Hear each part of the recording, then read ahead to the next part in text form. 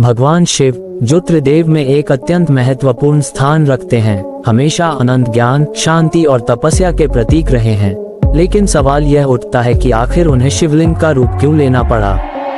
पुराणों और धार्मिक कथाओं के अनुसार जब देवताओं और मनुष्यों के बीच धर्म और अधर्म का संघर्ष बढ़ गया था, तब शिव ने अपने अनंत ज्ञान और शक्ति को स्थायी और स्थिर रूप में प्रकट करने का निर्णय लिया ताकि सभी भक्त उनके निराकार, स्थिर और सर्वशक्तिमान रूप की पूजा कर सकें। शिवलिंग केवल एक मूर्ति या प्रतीक नहीं है, बल्कि यह ब्रह्मांड की रचना, पुरुष और महिला, सृष्टि और नियति, स्थिरता और परिवर्तन के गहरे आध्यात्मिक और दार्शनिक अर्थ को दर्शाता है।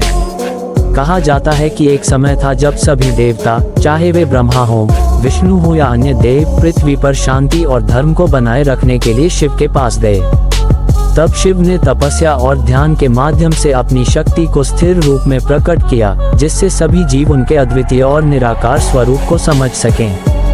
शिवलिंग का अर्थ केवल पूजा का नहीं है, बल्कि यह जीवन में संतुलन, संयम और आत्मा की गहराई में उतरने का प्रतीक है।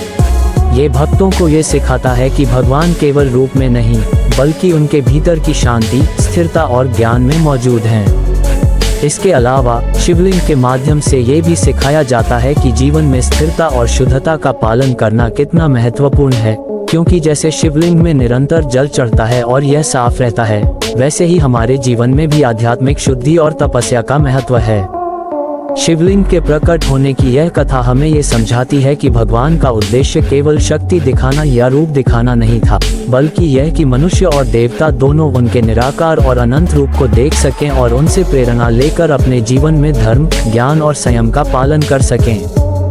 यही कारण है कि शिव ने शिवलिंग का रूप धारण किया, ताकि उनकी पूजा और ध्यान का मार्ग सरल और प्रभावशाली हो। यदि आप इस कथा से प्रेरित हुए हैं और भगवान शिव के इस रहस्य और ज्ञान को और जानना चाहते हैं, तो हमारे चैनल को लाइक और सब्सक्राइब जरूर करें, ताकि हम आपको ऐसे ही रोचक धार्मिक और आध्यात्मिक कहानियां और उनके गहरे अर्थ आपके साथ साझा कर सकें और आप भी शिव की अद्भुत महिमा और उनके अद्वितीय रूप से जुड़ सकें।